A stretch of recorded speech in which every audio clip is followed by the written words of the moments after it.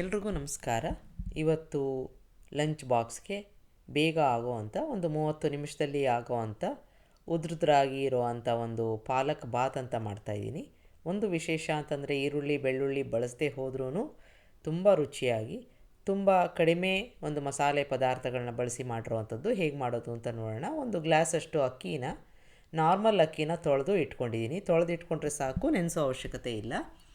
ಕುಕ್ಕರ್ಗೆ ಎಣ್ಣೆ ಹಾಕ್ಕೊಂಡಿದ್ದೀನಿ. ಚೆನ್ನಾಗಿ ಕಾದ ನಂತರ ಹಸಿಮೆಣಸಿನ್ಕಾಯಿ, ಶುಂಠಿ ಎರಡನ್ನು ಚೆನ್ನಾಗಿ ಬಾಡಿಸ್ಕೊತಾ ಇದ್ದೀನಿ. ನೀವು ಈರುಳ್ಳಿ ಬೇಕಾದರೆ ಈ ಹಂತದಲ್ಲಿ ಹಾಕ್ಕೊಂಡು ಬಾಡಿಸ್ಕೋಬೋದು. ಈಗ ಇದಕ್ಕೆ ಇಂಗನ್ನು ಹಾಕ್ಕೊಂಡು ಚೆನ್ನಾಗಿ ತೊಳೆದು ಸ್ವಲ್ಪ ದಪ್ಪ ದಪ್ಪನಾಗಿ ಹೆಚ್ಕೊಂಡಿರೋ ಅಂಥ ಪಾಲಕ್ನ ಹಾಕ್ಕೊಂಡು ಬಾಡಿಸ್ಕೋಬೇಕು. ಈ ಪಾಲಕ್ಕು ಸಂಪೂರ್ಣವಾಗಿ ಕುಗ್ಗಬೇಕು.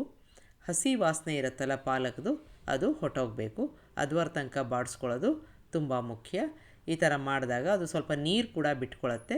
ಅಷ್ಟೇ ಇರಲಿ, ಮತ್ತೆ ನೀರು ಹಾಕೋದು ಬೇಡ.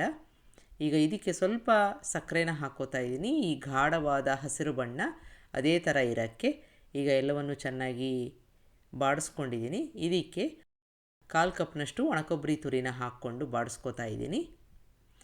ಈಗ ಚೆನ್ನಾಗಿ ಬಾಡಿಸ್ಕೊಂಡಾಗಿದೆ ಅಂತಾದರೆ ಸ್ವಿಚ್ ಆಫ್ ಮಾಡಿಕೊಂಡು ಆರದ ಮೇಲೆ ಮಿಕ್ಸಿ ಜಾರ್ಗೆ ಹಾಕ್ಕೋಬೇಕು.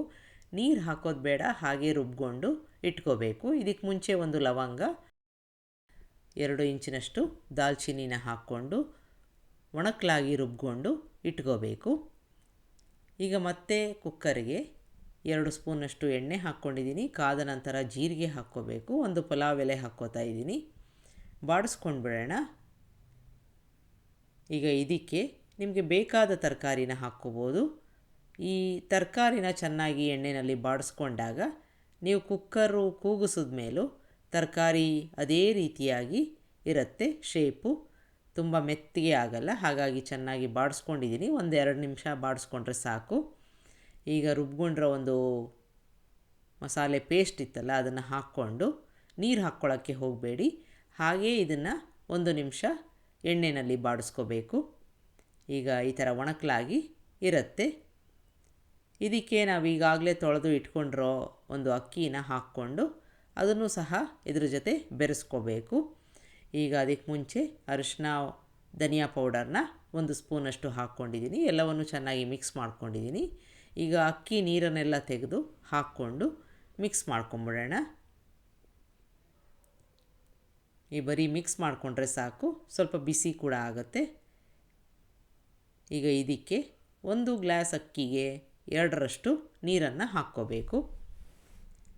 ನೀವು ಬೇಕಾದರೆ ಬಾಸ್ಮತಿ ಅಕ್ಕಿನ ತೊಗೋಬೋದು. ರುಚಿಗೆ ತಕ್ಕಷ್ಟು ಉಪ್ಪನ್ನು ಹಾಕ್ಕೊಂಡು ಮಿಕ್ಸ್ ಮಾಡ್ಕೋತಾ ಇದ್ದೀನಿ. ಇದಕ್ಕೆ ಅರ್ಧ ಹೋಳು ನಿಂಬೆಹಣ್ಣನ್ನು ಹಿಂಡ್ಕೋತಾ ಇದ್ದೀನಿ. ನೀವು ಬೇಕಾದರೆ ಟೊಮೆಟೊನ ಹಾಕ್ಕೋಬೋದು.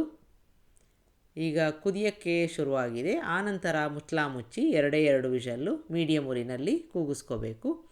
ನೋಡಿದ್ರಲ್ಲ, ತುಂಬ ಸರಳವಾದ ಸುಲಭನಾದ ಒಂದು ಪಾಲಕ್ ಬಾತ್ ರೆಡಿ ಆಯಿತು. ದಿಢೀರಂತ ಮಾಡ್ಬೋದು, ಒಂದು ಸಲ ಮಾಡಿ ನೋಡಿ. ರುಚಿಯಂತೂ ತುಂಬ ಚೆನ್ನಾಗಿರುತ್ತೆ. ಒಂದು ರಾಯ್ತದ ಜೊತೆ ಸರ್ವ್ ಮಾಡ್ಬೋದು. ಲಂಚ್ ಬಾಕ್ಸ್ಗೆ ಹೇಳಿ ಮಾಡಿಸಿರೋ ಅಂಥ ಒಂದು ರೆಸಿಪಿ. ತುಂಬ ಉದ್ರುದ್ರಾಗಿ ಬಂದಿರುತ್ತೆ, ಜೊತೆಗೆ ವಿಶೇಷ ಪರಿಮಳದಿಂದ ಕೂಡಿರುತ್ತೆ. ನಿಮಗೆ ರೆಸಿಪಿ ಇಷ್ಟ ಆದಲ್ಲಿ ಲೈಕ್ ಮಾಡಿ, ಶೇರ್ ಮಾಡಿ, ಕಮೆಂಟ್ ಮಾಡಿ, ನನ್ನ ಚಾನಲ್ಗೆ ಸಬ್ಸ್ಕ್ರೈಬ್ ಮಾಡಿ. ನಮಸ್ಕಾರ.